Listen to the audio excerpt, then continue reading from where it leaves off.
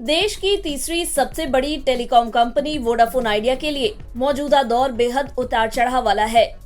Vodafone idea के लिए एक दिन अच्छी खबर आती है और फिर किसी दिन एक और बुरी खबर इसके लिए बने अच्छे माहौल को खराब कर देती है। बीते दिनों एक अच्छी खबर आई कि लंबे वक्त बाद अगस्त ऐसा पहला महीना रहा है जबकि कंपनी छोड़कर जाने वाले ग्राहकों की तादाद 50,000 से कम रही।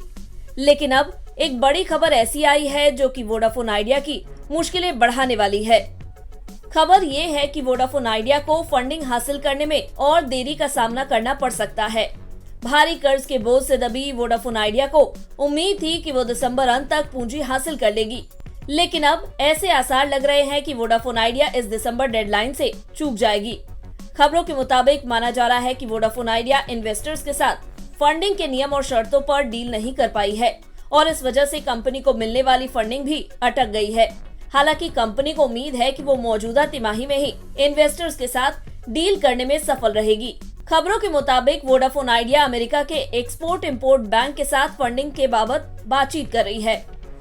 कंपनी मेवेनीर समेत अमेरिकी कंपनियों से 5G नेटवर्क इक्विपमेंट खरीदने के लिए एक्सिम बैंक से ये पूंजी जुटाने की कोशिश कर रही है।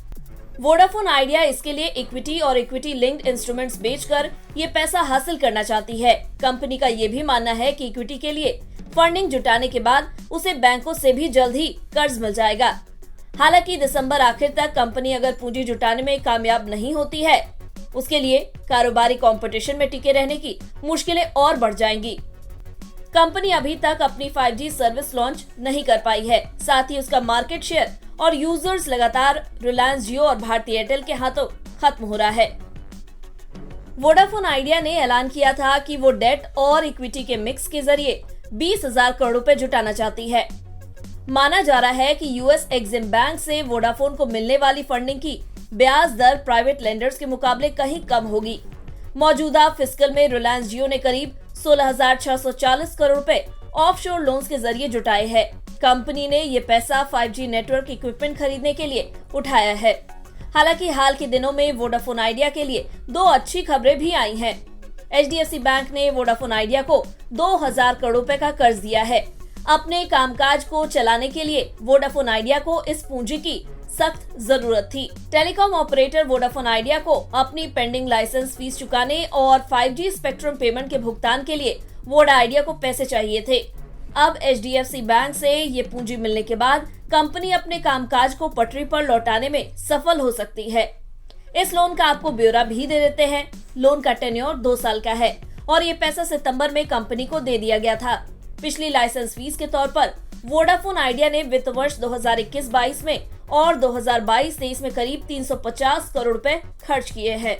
साथ ही इसी अवधि में कंपनी स्पेक्ट्रम यूसेज चार्जेस यानी कि SUC के तौर पर करीब 1,700 करोड़ रुपए और भी खर्च कर चुकी है।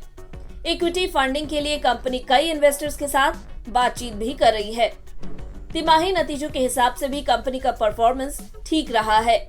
सितंबर 2023 तिमाही में कंपनी का EBITDA 4,282 करोड़ रुपए पर पहुंच गया है। ये एक साल पहले की इसी तिमाही में 4,097 करोड़ रुपए पर था। वोडाफोन के सामने सबसे बड़ा मसला अपने कस्टमर्स को रोकने का है। बड़ी तादाद में हर महीने वोडा आइडिया के कस्टमर्स कंपनी छोड़कर जियो और एयरटेल के साथ जुड़ रहे हैं। कंपनी को पैसे की तंगी की वजह से अपने 5G ऑपरेशंस को देश भर में लागू कर पाने में मुश्किलें आ रही हैं।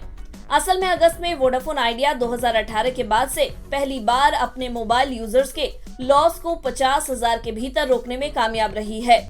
यानी पहले जो हर महीने वोडाफोन आइडिया को छोड़ने वाली यूजर्स की तादाद लाखों में रहती थी, वो आंकड़ा अगस्त में 50,000 के भीतर ही रह गया है।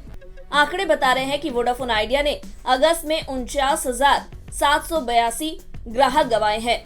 हालांकि ट्राई के आंकड़े ये भी बता रहे हैं कि रिलायंस जियो ने अगस्त में 32.4 लाख नए यूजर जोड़े हैं और इस लिहाज से जियो की ग्रोथ भारती एयरटेल के मुकाबले काफी तेज रही है। एयरटेल को अगस्त में 12.17 लाख नए यूजर्स ही मिले हैं।